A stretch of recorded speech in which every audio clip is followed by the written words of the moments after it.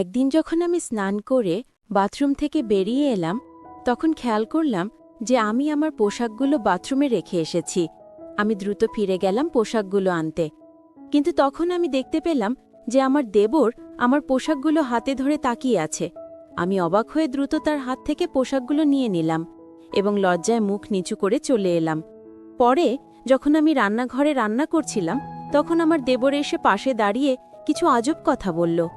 সে বলল আপনার পোশাক থেকে খুব সুন্দর ঘ্রাণ বেরোচ্ছিল।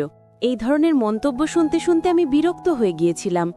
একদিন আমার স্বামী ফোন করে জানালেন যে তিনি রাতে বাড়ি ফিরতে দেরি করবেন। আমি ভেবেছিলাম এটা আমার দেবরের সাথে কথা বলার সুযোগ হতে পারে। রাত গভীর হলে সবাই যখন ঘুমিয়ে পড়ল, আমি দেবরের ঘরের সামনে গিয়ে দাঁড়ালাম এবং দরজায় নক করলাম। সে দরজা খুলে আমাকে দেখে অবাক হয়ে জিজ্ঞাসা করল, ভাবি, আপনি এখানে? আমি বললাম, তোমার ভাই আজ রাতে দেরি করে আসবে। আমি তোমার সাথে কিছু জরুরি কথা বলতে চাই। তারপর আমি আমার ঘরে ফিরে এলাম এবং দরজা খোলা রেখে শুয়ে পড়লাম যাতে কেউ সন্দেহ না করে। কিছুক্ষণ পর আমার দেবর হালকা টোকা দিল দরজায়। আমি বললাম, এসো, দরজা খোলা আছে। সে ঘরে এসে আমার পাশে বিছানায় বসে পড়ল। আমি তখন একটি সুন্দর লালা রঙের নাইট ড্রেস পরেছিলাম। দেবর কিছুক্ষণ নীরব থেকে আমার দিকে তাকিয়ে রইল। তারপর মৃদু হেসে বলল, ভাবি, আজ তোমাকে অনেক সুন্দর লাগছে। আমি তেমন কিছু বললাম না, শুধু তাকে দেখছিলাম। তারপর বলল, ভাবি, আপনি কি কিছু বলতে চেয়েছিলেন? আমি তার দিকে এক ভালোবাসাময় দৃষ্টিতে তাকালাম এবং উঠে তার কাছে গিয়ে বসে পড়লাম। তার হাত দুটি ধরে বললাম, আজকের গল্পটা অনেক বেশি স্পেশাল, তাই কেউ মিস করো না দয়া করে। গল্পগুলো ভালো লাগলে ভিডিওটি লাইক, শেয়ার এবং চ্যানেলটি সাবস্ক্রাইব করো প্লিজ। আমার নাম প্রিয়া, আমি 23 বছর বয়স। আমি দেখতে অনেক সুন্দর ছিলাম। বিয়ের পর একটু স্বাস্থ্যবান হওয়ায় আমাকে এখন আরও সুন্দর লাগে। আমার বিয়ে হয়েছে মাত্র 2 বছর হলো। আমি আমার স্বামী, শাশুড়ি এবং দেবরের সঙ্গে থাকি। আমার দেবর প্রায় আমারই বয়সী, প্রায় 18 বা 19 বছর হবে। সে সবসময় আমার আশেপাশে ঘুরঘুর করে এবং কখনো কখনো আমাকে অদ্ভুত দৃষ্টিতে দেখে। আমার মনে হতো সে আমাকে মনে মনে অনেক পছন্দ করে, কিন্তু কখনো মুখে তা বলার সাহস পায়নি।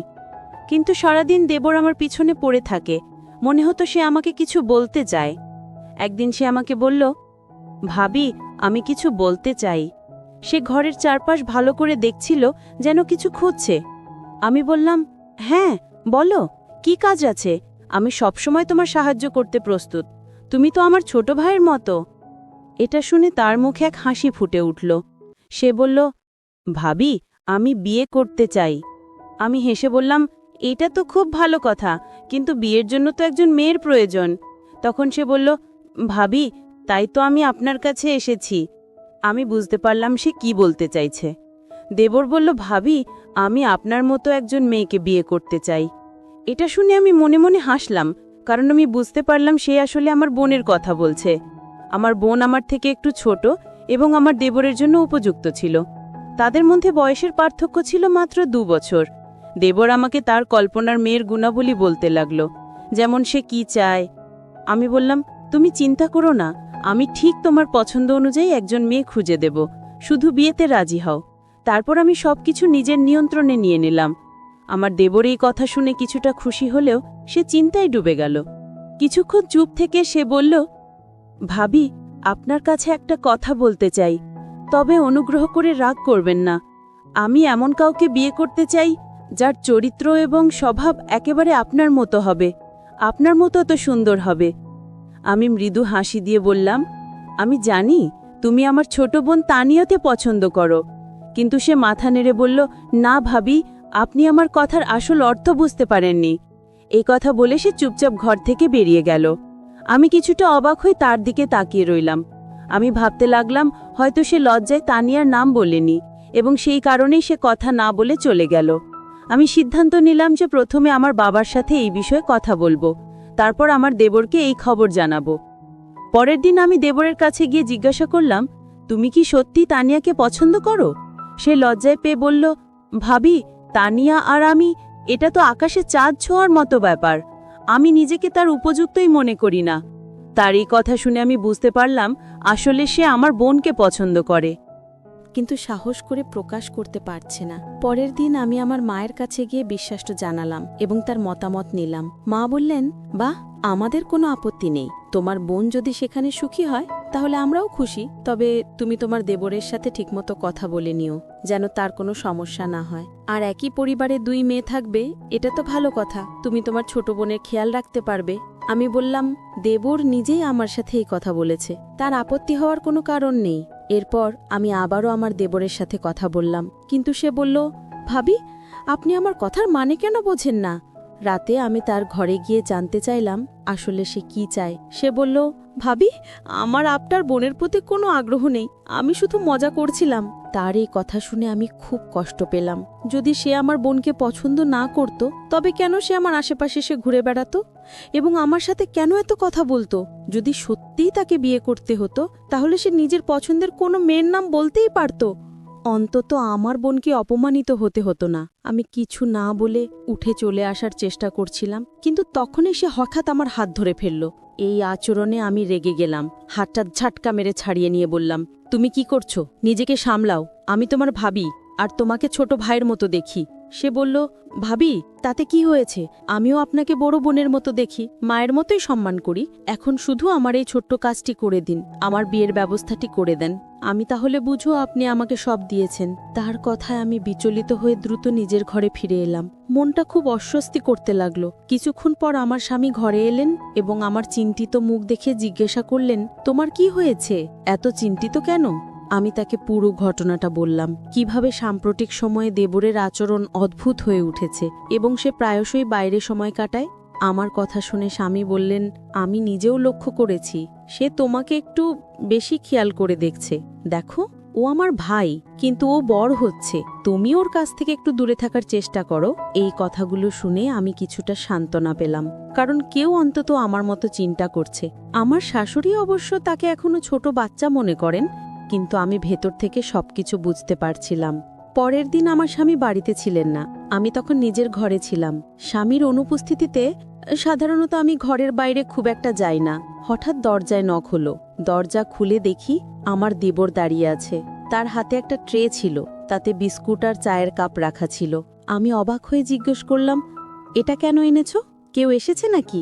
সে হাসি দিয়ে বলল, না ভাবি, এমন কিছু নয়। ছোট ভাই তার বড় বোনের সাথে বসে চা খেতে চায়। আমি বললাম, চলো ড্রয়িং রুমে গিয়ে বসি। কিন্তু সে বলল, না ভাবি, আমি এখানে আপনার সাথেই বসে চা খেতে চাই, একটু কথা বলতে চাই। তারই কথায় আমি কিছুটা অস্বস্তি বোধ করলাম, কিন্তু ভাবলাম এই নিয়ে নতুন কোনো সমস্যা তৈরি না হোক। সে চুপচাপ আমার পাশে বসে চা খেতে থাকলো। তারপর বলল, ভাবি, আপনি চা খাবেন না?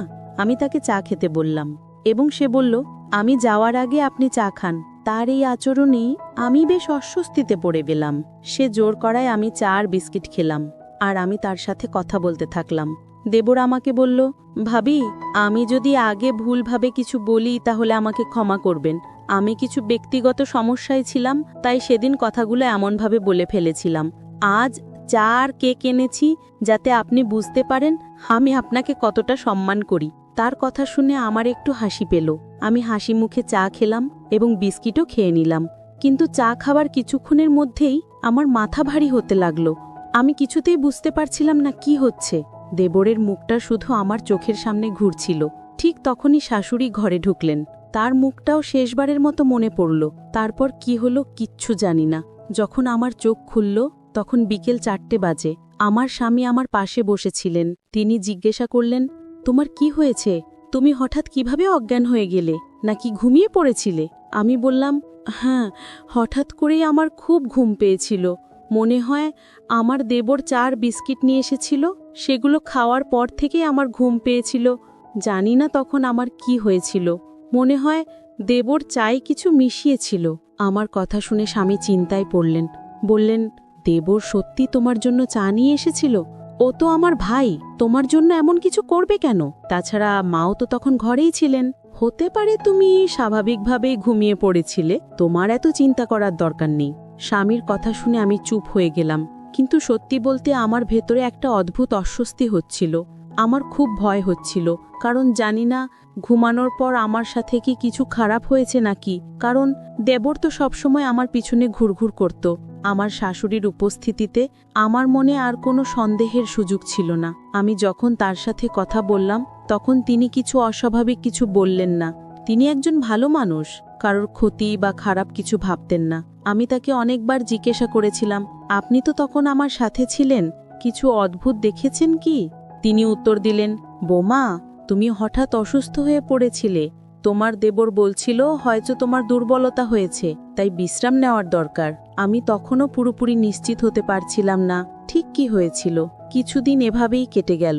একদিন রাতে আমি আর আমার স্বামী পরিবারের নানা বিষয় নিয়ে কথা বলছিলাম। হঠাৎ আমার চোখ জানলার দিকে চলে গেল, আর দেখলাম যেন কেউ জানলার পাশ থেকে দ্রুত সরে গেল। আমি অবাক হয়ে গেলাম, কারণ জানলাটা বাড়ির ভেতরের দিকে ছিল, আর মেইন গেট তো রাতের বেলা সবসময় তালা দেয়া থাকে। আমি নিশ্চিত ছিলাম যে এটি আমার দেবর ছাড়া আর কেউ হতে পারে না। তবে আমি তখনই আমার স্বামীকে এ ব্যাপারে কিচ্ছু বললাম না। প্রথমে আমার দেবরের আসল সমস্যাটা কি তা বুঝতে চাইলাম। তার এমন অদ্ভুত আচরণের পেছনের কারণটা জানাটা আমার জন্য খুবই গুরুত্বপূর্ণ হয়ে উঠল। একদিন আমি গোসল করে বাথরুম থেকে বের হয়ে দেখলাম যে ভুল করে আমার জামাকাপড় বাথরুমেই রেখে এসেছি। তাড়াতাড়ি ফিরে গিয়ে কাপড়গুলো নিতে গেলাম। তখন দেখি আমার দেবর হাতে আমার পোশাকগুলো ধরে রয়েছে। আমি কিছুটা বিস্মিত হয়ে তার হাত থেকে কাপড়গুলো নিয়ে নিলাম এবং লজ্জায় মাথা নিচু করে সরে এলাম। পরে যখন আমি রান্নাঘরে ব্যস্ত ছিলাম তখন আমার দেবর এসে পাশে দাঁড়িয়ে হঠাৎ অদ্ভুত কিছু বলল।